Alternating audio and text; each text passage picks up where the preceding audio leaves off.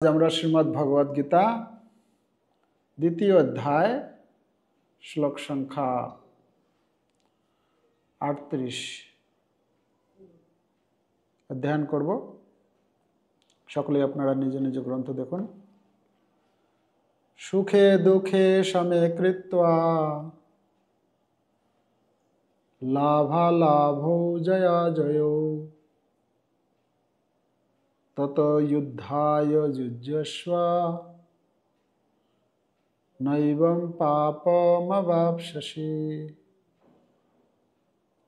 এই শ্লোকের অনুবাদ: সুখ দুঃখ, লাভ ক্ষতি ও জয় পরাজয়কে সমান জ্ঞান করে তুমি যুদ্ধের নিমিত্তই যুদ্ধ করো, তাহলে তোমাকে পাপের ভাগী হতে হবে না।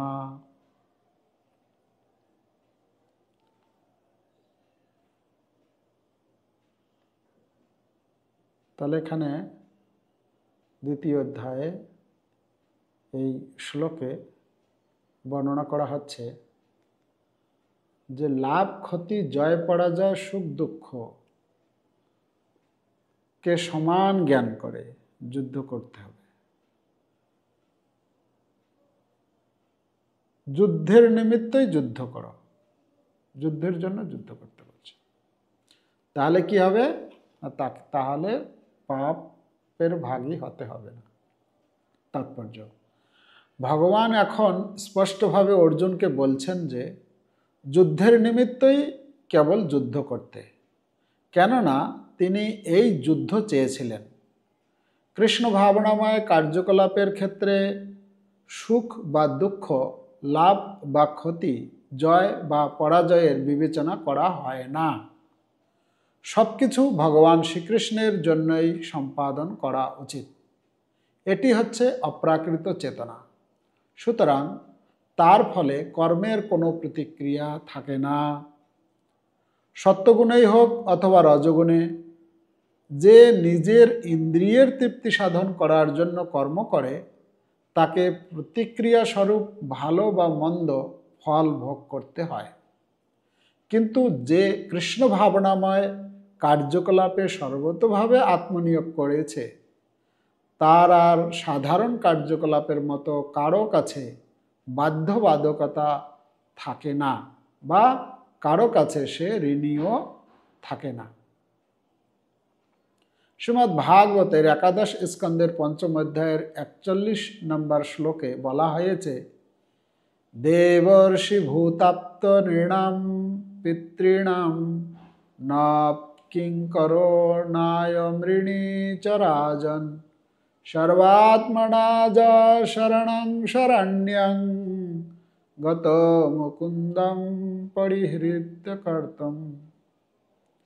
যিনি সমস্ত কর্তব্যকর্ম পরিত্যাগ করে শ্রীকৃষ্ণের বা মুকুন্দের চরণে নিজেকে সর্বতোভাবে উৎসর্গ করেছেন, তিনি দেবতা, ঋষি, জনসাধারণ, পিতৃপুরুষ কারো কাছেই ঋণী বা বাধিত থাকেন না। এই শ্লোকে অর্জুনের প্রতি এটি শ্রীকৃষ্ণের পরোক্ষ ইঙ্গিত, এবং পরবর্তী শ্লোকে এই বিষয়টি আরও স্পষ্টভাবে আলোচনা করা হবে। এখানে ভগবান শ্রীকৃষ্ণ অর্জুনকে এমন একটা স্থিতির, মনস্থিতির কথা বর্ণনা করছেন যে অর্জুনকে ভগবান বলছেন যে স্থিতিতে স্থির হয়ে যুদ্ধ করলে আর পাপ হবে না। কেন? অর্জুন পাপের চিন্তা করছিলেন যে আমার পাপ হবে, তাই না? তো আমার পাপ হবে, তাই আমি যুদ্ধ করব না। এর আগের শ্লোকে, অর্থাৎ 37 নম্বর শ্লোকে ভগবান সেখানে বর্ণনা করেছেন যে কিভাবে অর্জুনকে বলছেন, হে অর্জুন, তুমি যুদ্ধ করো। এই যুদ্ধ করলে কি হবে? যুদ্ধ যদি তুমি করো, তাহলে তুমি যদি জয়লাভ করো যুদ্ধে, তাহলে তুমি রাজ্য সুখ উপভোগ করতে পারবে। মানে রাজ সিংহাসন পেয়ে যাবে। আর যদি তোমার মৃত্যু হয় তাহলে তোমার কি হবে? স্বর্গলোক। হত বা প্রাপ্স্যসি স্বর্গম জিত্বা বা ভক্ষসে মহিম বলা হচ্ছে। যদি তুমি জয়লাভ করো, জিতো, তাহলে তুমি রাজ্য সুখ ভোগ করতে পারবে। আর যদি তুমি যুদ্ধে যদি মৃত্যুবরণ করো তাহলে স্বর্গ সুখ পাবে। কিন্তু অর্জুন কিন্তু এখানে এই স্বর্গ সুখ বা অর্জুন স্বর্গে যেতে চেয়েছিল। অর্জুন স্বর্গ যেতে চেয়েছে কি? অর্জুন তো স্বর্গে গিয়েছিল, অর্জুন তো স্বর্গে ছিল, স্বর্গে থেকে এসেছে। হ্যাঁ, তো অর্জুন এই যে ভগবান যে বলছেন তুমি যদি মৃত্যুবরণ করো তাহলে স্বর্গে যাবে, তো অর্জুন তো সেটা চায় না, সে স্বর্গ সুখ ভোগ চায় না। আর সেই সঙ্গে অর্জুন রাজ্য সুখ ভোগও করতে চায় না। আমরা প্রথম অধ্যায়ে দেখেছি অর্জুন বলছেন আমি কিম রাজ্যেন গোবিন্দ, হে হে জনার্দন, হে গোবিন্দ, এই রাজ্য নিয়ে আমি কি করব? এই যে রাজ্য সুখ, যদি অর্জুন সেখানে বলছিলেন যে রাজ্যম সুরাণাম অপি চাধিপত্যম, যে নাহি প্রপশ্যামি মমাপনুদ্য যশোকম অশ্বশ্রণাম অবাপ্য ভূমা বশপদ্মরিদ্যম রাজ্যম সুরাণাম চাধিপত্যম। 8 নম্বর শ্লোকে প্রথম অধ্যায়ের সেখানে বলছেন যে, না এই অধ্যায়ের প্রথম দিকে বলছেন, 8 নম্বর শ্লোকে বলেছেন যে হে ভগবান, হে কৃষ্ণ, আমি এই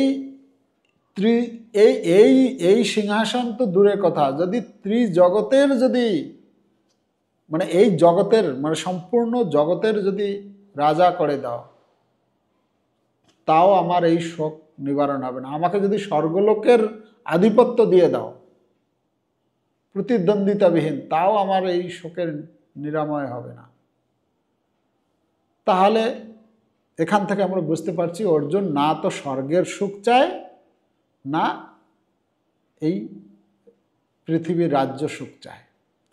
তাহলে এখানে আগের শ্লোকে যে ভগবান বলছেন যে তুমি যদি মৃত্যুবরণ করো তাহলে স্বর্গ সুখ পাবে, আর যদি বেঁচে থাকো, যদি জয়লাভ করো তাহলে রাজ্য সুখ উপভোগ করবে। তো অর্জুনের মনের মধ্যে এই কথাও, ভগবানের এই কথা শোনার পরে অর্জুনের সন্তুষ্টি হয়নি। তো যখন সন্তুষ্টি হয়নি তখন কি হয়েছে? অর্জুন যখন সন্তুষ্ট হয়নি, ভগবান শ্রীকৃষ্ণ তখন বলতে শুরু করেছেন যে আমার তো দুইটাই চাই না। অর্জুন বলছে তাহলে আমি যুদ্ধ করব কেন? তাহলে যুদ্ধ করার কোনো কারণ নেই।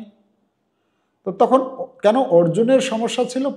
পাপের কথা বলছিল না অর্জুন, যে যদি আমি যুদ্ধ করি। অর্জুন চিন্তা করলো ঠিক আছে, আপনি বলছেন যদি আমি জয়লাভ করি রাজ্য সুখ উপভোগ করব, কিন্তু রাজ্য সুখ উপভোগ করলেও পাপটা তো হবেই।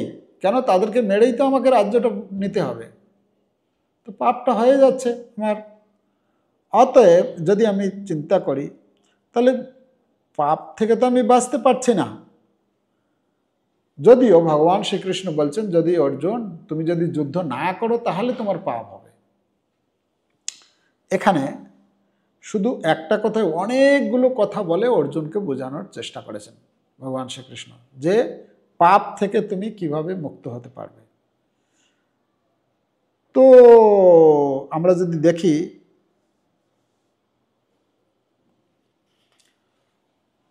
অর্জুন যুক্তি দিয়েছেন, ভগবান শ্রীকৃষ্ণ বলছেন না তুমি যদি যুদ্ধ না করো পাপ হবে, আবার যুদ্ধ করলে পাপ হবে, এরা মারা গেলে পাপ হবে। তো যখন এরকম অনেক কিছু কথা অর্জুনের মাথার মধ্যে এসব চলছে, ভগবান তখন চিন্তা করলো যে না,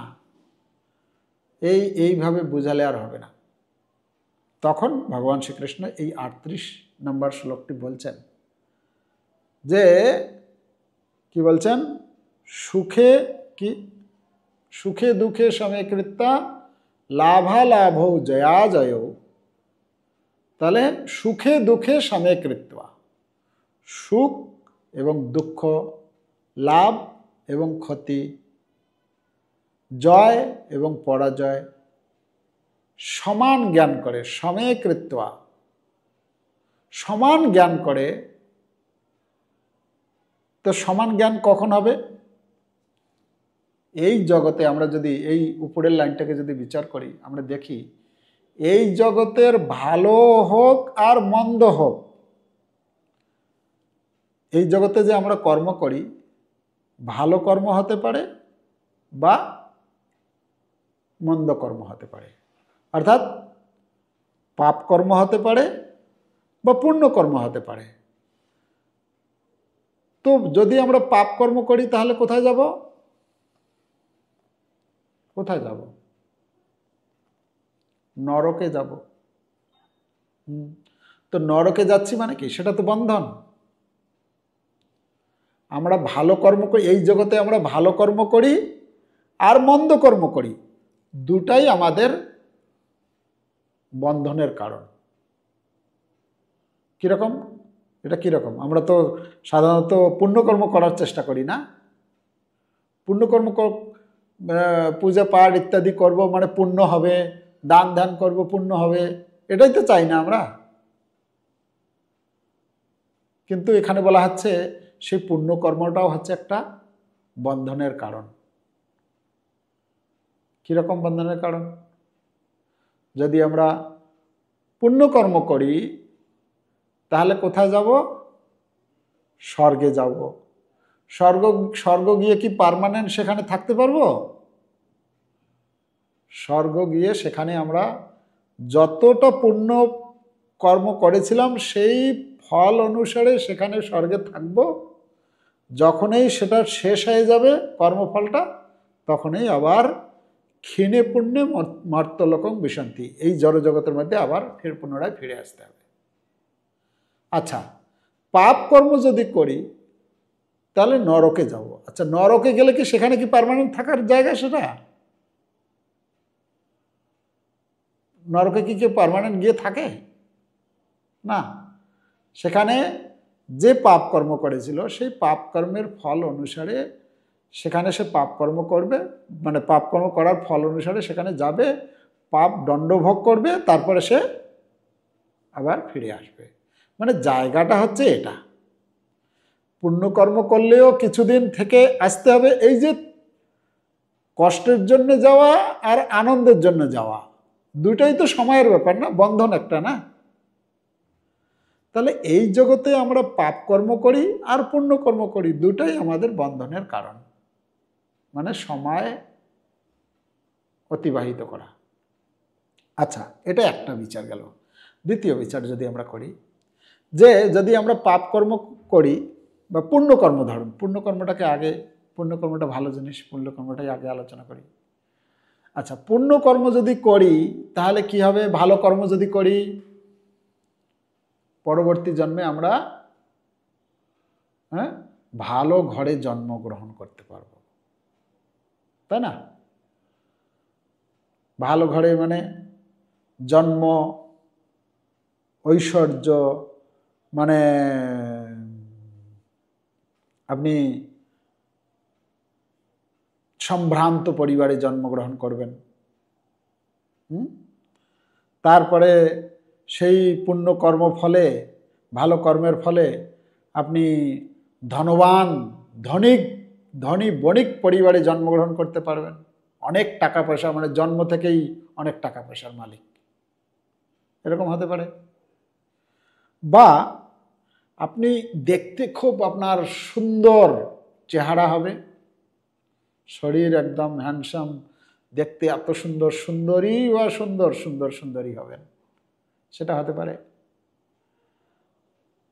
বা ভালো কর্ম করার ফলে আপনি পরবর্তী জন্মে অনেক শিক্ষা, উচ্চ শিক্ষা লাভ করতে পারবেন, এটা হতে পারে। এরকম ভালো কর্ম করার ফলে কি হবে? উচ্চ শিক্ষা, সম্ভ্রান্ত পরিবারে জন্ম,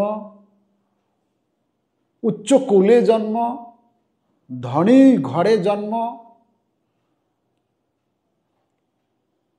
সৌন্দর্যবান বা সুন্দরী রূপে জন্মগ্রহণ করা। তো এইসব হবে কি করলে? এই যদি আমরা ভালো কর্ম করি। আর যদি খারাপ কর্ম হয়, মন্দ কর্ম হয়, তাহলে কি হবে? মন্দ কর্ম হলে তার উল্টোটা, সম্ভ্রান্ত কুলের অপোজিট কি হবে? একদম পুরো এমন ঘরে জন্মগ্রহণ করাবেন, সেই কর্মের ফল অনুসারে জন্মগ্রহণ করতে হতে পারে যে একদম নিকৃষ্ট, এমনকি পশুজনী লাভ হতে পারে ধরুন। তারপরে শিক্ষিতের অপোজিট মূর্খ, জ্ঞানহীন, হ্যাঁ, জ্ঞানহীন হতে পারে। তার পরবর্তীতে সুন্দরী এখানে বলা হচ্ছিল, হ্যাঁ, তার অপোজিট একদম দেখতে একদম কুৎসিত হয়ে যেতে পারে। সে আফ্রিকার সে কি বলে নিগ্র জাতি, মানে এরকম, হ্যাঁ। তো সেটা হতে পারে। বা জ্ঞান মানে কিছু বুদ্ধি শুদ্ধি কিছু নেই, এরকম হতে পারে। তো কথা হচ্ছে আমরা ভালো কর্ম করলে সেই রকম ঘরে জন্মগ্রহণ করবে, যেটা আমরা লিস্ট বললাম। আর খারাপ, এখন কথা হচ্ছে সেই জন্ম গ্রহণ করার পর সেটা কি সাকসেস জীবনে? সেটা কি চরম সার্থকতা আমাদের? এই জগতে তো অনেক ধনী লোক আছে কি নেই? অনেক সুন্দরী আছে, সুন্দর লোক, সৌন্দর্যবান লোক আছে কি নেই? অনেক শিক্ষিত লোক আছে কি নেই? আচ্ছা, তারা কি কৃষ্ণ ভক্তির অনুশীলন করছে? ভগবান তাদেরকে কেন সেই রকম ঘরে জন্ম দিয়েছে? না, সেই রকম ঘরে জন্ম দিয়েছে, ধনী বণিক পরিবারে জন্ম বা সম্ভ্রান্ত জাতিতে জন্ম। কেন জন্ম দিয়েছে? না, আগে ভালো কাজ করেছিল, তাই এ জন্মে একটা ভালো ঘরে জন্ম দিয়েছে, যাতে করে সে এই জন্মে ভালো করে ভক্তি করতে পারে। অপরপক্ষে যদি কৃষ্ণ ভক্তি কেউ অনুশীলন করে, কৃষ্ণ ভক্তি অনুশীলন করে যারা কৃষ্ণ ভক্তি মানে কৃষ্ণ ভক্ত যারা, তারা জন্মগ্রহণ তো করতে চায় না। মানে এখানে ভালো কর্ম করে কি উচ্চকুলে জন্ম হবে। আরে কৃষ্ণ ভক্তরা তো ভালো ঘরে জন্মগ্রহণই করতে চায় না। তারা চায় বাবা কি করে আমি এই জগৎ থেকে আমি ভগবানের ধামে ফিরে যাব, যেখানে কোনো রকম আর এই জ্বালা যন্ত্রণা দুঃখ কষ্ট হতাশা, হ্যাঁ, অ্যাংজাইটি ভরা এইসব, এখানে আর আমি থাকতে চাই না, আর ভালো লাগছে না। এই যে মাতৃগর্ভে যখন জন্ম হবে, মাতৃগর্ভে যে কষ্ট, 10 মাস 10 দিন মাতৃগর্ভের মধ্যে একদম ছোট্ট একটু জায়গার মধ্যে কত কঠিন পরিস্থিতির মধ্যে সেখানে থাকতে হবে। শ্রীমদ্ ভাগবতমের 3য় স্কন্ধে কপিল মুনি তার মাতা দেবহূতিকে বর্ণনা করেছেন, কিভাবে একটা জীব মাতৃগর্ভে আসে, সেখান থেকে শুরু করে কী করে ধীরে ধীরে ধীরে ধীরে বড় হয়, তারপরে কিভাবে থাকে, 2 মাসে কত বড় হয়, 4 মাসে কত বড় কি হয়, 7 মাসে কি হয়, 9 মাসে কি হয়, 10 মাসে কি হয়, একদম বিস্তার বর্ণনা করেছেন। তো কথা হচ্ছে কৃষ্ণ ভক্ত যারা, তারা জন্মই চায় না যে আমি ধনী ঘরে জন্মগ্রহণ করব। কেন? কৃষ্ণ ভক্তদের কাছে এই ধনী গরিব, সৌন্দর্য আর সৌন্দর্যহীন, শিক্ষিত বা অশিক্ষিত, এটা কোনোটার সঙ্গেই তার কোনো রিলেশন নেই। কেন? এই কৃষ্ণ ভাবনামৃতের পথটি এরকম, একজন গরিব থেকে গরিব ব্যক্তিও কৃষ্ণ ভাবনার চরম পর্যায়ে উপনীত হতে পারে, শুদ্ধ ভক্ত হতে পারে। একজন অশিক্ষিত হোক বা শিক্ষিত হোক, দেখতে ভালো হোক বা মন্দ হোক, ধনী হোক বা গরিব হোক, হ্যাঁ, নিচু কুলে হোক বা উচ্চ কুলে হোক, সেটাতে কিছু যায় আসে না। এই কৃষ্ণ ভক্তিটা এমনই একটা পন্থা। তো এই জন্য এখানে আমরা দেখছি যে ভগবান এখানে বলছেন যে তাৎপর্য শিল প্রভুপাদ বলছেন যে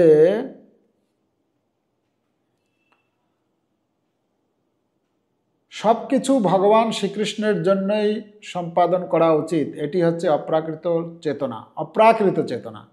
সুতরাং তার ফলে কর্মের কোনো প্রতিক্রিয়া থাকে না, সত্যগুণে হোক অথবা রজগুণে হোক।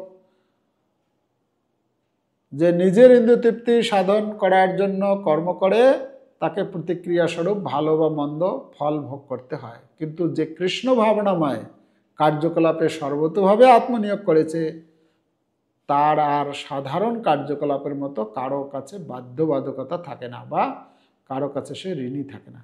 এটা ভাগবতের শ্লোক কোট করেছেন। যদি কেউ এই জগতে আমরা জন্মগ্রহণ করার সাথে সাথে অনেকের কাছে ঋণী হয়ে যাই। কার কার কাছে ঋণী? এখানে বলা হচ্ছে দেবতাদের কাছে ঋণী হয়ে যায়, ঋষিদের কাছে ঋণী হয়ে যায়, জনসাধারণের কাছে ঋণী হয়ে যায়, পিতৃপুরুষদের কাছে ঋণী হয়ে যায়। তাহলে এদের ঋণগুলো যদি আলাদা আলাদা করে শোধ করতে চাই, তাহলে আমরা কি আমাদের এই ছোট্ট জীবনে কি শেষ করতে পারবো? সম্ভব না। তো তাহলে কি করে আমরা তাহলে ঋণী থেকে যাব? তো এই জন্য বলছেন এখানে যে যদি মুকুন্দের শরণাগত হয় কেউ, হ্যাঁ, যদি কেউ দেবর্ষি ভূতাপ্ত নৃণাম পিতৃণাম নকিং করো নায়ম ঋণী চ রাজন সর্বাত্মনা য শরণম শরণ্যম গত মুকুন্দম পরিহৃত করতাম। যে মুকুন্দের যদি কেউ শরণাগত হয়, ভগবানের, মুকুন্দ অর্থাৎ কৃষ্ণের, যদি মুকুন্দ মানে হচ্ছে যিনি মুক্তি প্রদান করেন, যিনি মুক্তি প্রদান করতে সমর্থবান। তো যিনি মুক্তি প্রদান করে সেই মুকুন্দের যদি শরণাগত হয় কেউ, তাহলে তার কি হয়ে যায়? যত সমস্ত ঋণ, মাতৃ ঋণ, পিতৃ ঋণ, ঋষি ঋণ, দেব ঋণ, জনসাধারণ ঋণ, যত ঋণ, সমস্ত ঋণ তার মুক্ত হয়ে যায় সমস্ত ঋণ থেকে। তাহলে এখানে সেটাই বলছেন। আর একটা শব্দ বলছেন এখানে, তত যুজ্জায় যুজ্জস্ব, আছে না? তত যুজ্জায় যুজ্জস্ব মানে যুদ্ধের জন্য তুমি যুদ্ধ করো। অর্জুন বলছিলেন না, আরে আমাকে স্বর্গের কথা বলছেন আপনি, আমি তো স্বর্গ যেতে চাই না, আমি তো রাজ্য সুখ চাই না। তো ভগবান বলছেন, অর্জুন তাহলে ছেড়ে দাও সব কিছু, যুদ্ধের জন্য যুদ্ধ করো, ব্যাস। স্বর্গ যেতে হবে, নরক যেতে হবে, মানে পাপ কর্ম হবে, নরক যাবে, আর যদি মৃত্যুবরণ করো তাহলে স্বর্গে যাবে, এইসব ছেড়ে দাও। লাভ ক্ষতি, তুমি জিতবে কি হারবে, তুমি সুখ, জীবনে সুখ লাভ করবে না দুঃখ লাভ করবে, সব ছেড়ে দিয়ে তুমি কি করো? যুদ্ধের জন্য যুদ্ধ করো। যুদ্ধের জন্য যুদ্ধ করো কথাটি আমরা যদি দেখি, এখানে বলছেন মানে একটা হচ্ছে যে যুদ্ধের জন্য যুদ্ধ করো মানে হচ্ছে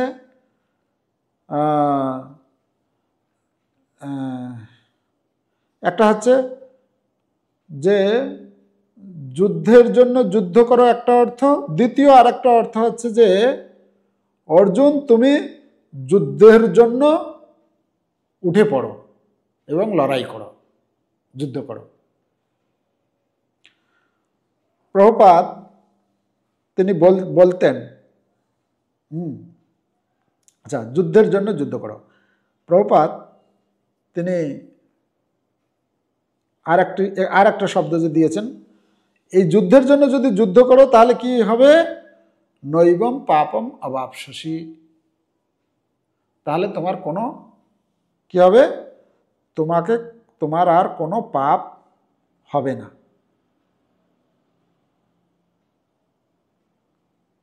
তো এখানে শিল প্রভুপাদ বলতেন, এই যে হরে কৃষ্ণ আন্দোলন, যে আন্দোলনের মধ্যে আমরা আছি, যে সংস্থার মধ্যে, বলছে এই হরে কৃষ্ণ আন্দোলনটি হচ্ছে মায়ার বিরুদ্ধে যুদ্ধ ঘোষণা করা। এই আন্দোলন কি করেছে? এই আন্দোলন মায়ার বিরুদ্ধে যুদ্ধ ঘোষণা করেছে, যার ফলস্বরূপ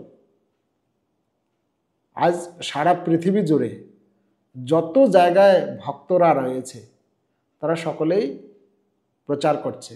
আর প্রচার করতে গিয়ে কত রকমের সংঘর্ষ চলছে না?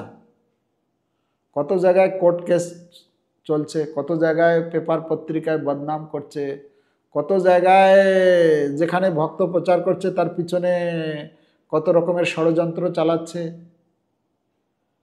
তাকে কি করে বন্ধ করে দেওয়া যায়। কেন এটা করছে?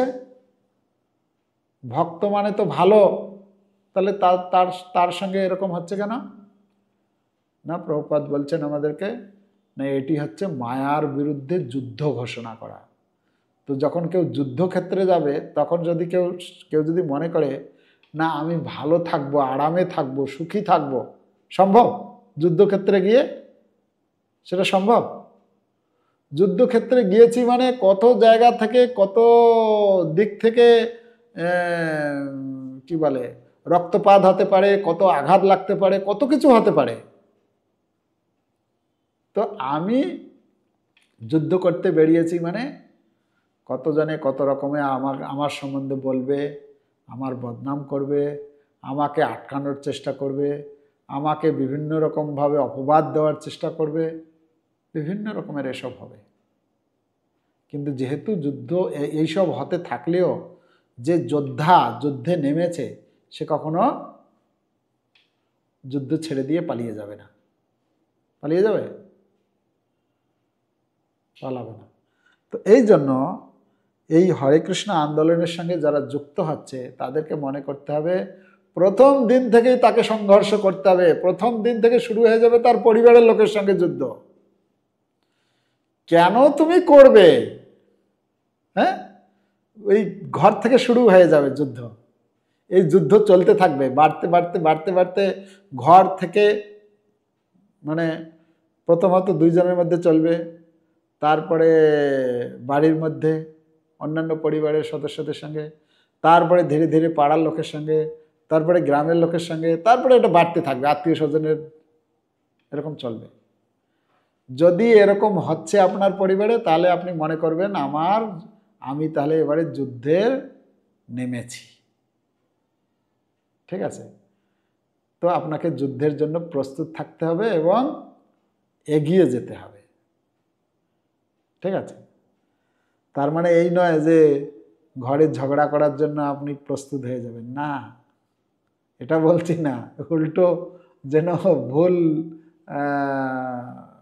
মেসেজ যেন না যায়, মানে এসব পরিস্থিতি আসবে সেটা বলা হচ্ছে। এখন আপনি কিভাবে সেটা ম্যানেজ করবেন, ধীরে যেন পরিবারে যেন কোনো অশান্তি না হয়, সেইভাবে ধীরে ধীরে করতে হবে। ঠিক আছে? তো এখানে আমরা শেষ করব অন্তিম পয়েন্ট আলোচনা করে। আর এই যে যুদ্ধের, এই যে আন্দোলনের পিতাকে স্বয়ং মহাপ্রভু শ্রীকৃষ্ণ চৈতন্য মহাপ্রভু এবং নিত্যানন্দ প্রভু বলা হচ্ছে। এই নিত্যানন্দ প্রভু এবং চৈতন্য মহাপ্রভু এই যুদ্ধের সূত্রপাত করেছিলেন। আর সেই যুদ্ধের চলছে, এবং এই যুদ্ধে একজন সুদক্ষ সেনাপতি এসেছিলেন, তিনি হচ্ছেন শিল প্রভুপাদ। হ্যাঁ, এই প্রভুপাদ হচ্ছেন এই যুদ্ধের সেনাপতি ভক্ত, যিনি যিনি নির্ভীকভাবে যুদ্ধ করে গেছেন এবং আমাদেরকে সেই সেই শিক্ষা প্রদান করেছেন। আমরা তাকে অনুসরণ করে আজকে চেষ্টা করছি তার সেবা করার জন্য। তো অন্তিম শব্দ দিয়েছেন নৈবম পাপম অবাপসসি। নৈবম পাপম অবাপসসি মানে হচ্ছে তোমার কোনো পাপ হবে না। আচ্ছা, পাপ কখন হয় না? এখানে অর্জুনকে বলছে তুমি মারো, এদেরকে মেরে ফেলো, তাহলে তোমার পাপ হবে না। এটা কখন হয়? এরকম ঘটনা কারো জানা আছে? একজন মানুষকে মারবেন আর আপনি আপনি পাপ হবে না বা আপনি দোষী হবেন না, কখন হতে পারে এটা? দেশের স্বার্থেও যদি আপনি নিজে থেকে মারেন কাউকে, তাহলে কিন্তু আপনাকে আপনাকে দোষী সাব্যস্ত করা হবে। যখন একজন সৈনিক তার কমান্ডারের নির্দেশে যুদ্ধ করবে এবং একজন দুইজন না, যদি শত শত ব্যক্তিকেও যদি মারে কমান্ডারের নির্দেশে, তাহলে কি তাকে কোনো কিছু দোষী বলে বলা হবে? তাকে তখন তাকে বলা দোষী তো বলা হবে না, তাকে আরো কি করবে? তাকে সরকার আরো অ্যাওয়ার্ড দেবে, তাই না? তার মানে এখানে দেখছি আমরা কমান্ডার, এখানে কে আছেন যুদ্ধক্ষেত্রে? এখানে কমান্ডার কে? কৃষ্ণ। আর কৃষ্ণ আদেশ দিচ্ছেন অর্জুনকে তুমি যুদ্ধ করো। তো কমান্ডার বলছেন, কমান্ডার বলছে মানে কমান্ডারের নির্দেশে যদি আমি যুদ্ধ করি তাতে আমার কোনো পাপ হবে না। যদি কোনো কিছু কেস হয়েও যায়, কে সামলাবে? কমান্ডার। হ্যাঁ, তো সেই কথা বলছেন এখানে যে উচ্চতম অধিকারীর নির্দেশে যখন কিছু করা হয়, এখানে কৃষ্ণ স্বয়ং বলছেন। আচ্ছা, পাপ, পাপ আমরা কাকে বলি? পাপ, পাপের অর্থ কি? ভগবানের বিরুদ্ধ, ভগবানের নির্দেশের বিরুদ্ধ কর্মকে পাপ বলা হচ্ছে, তাই না?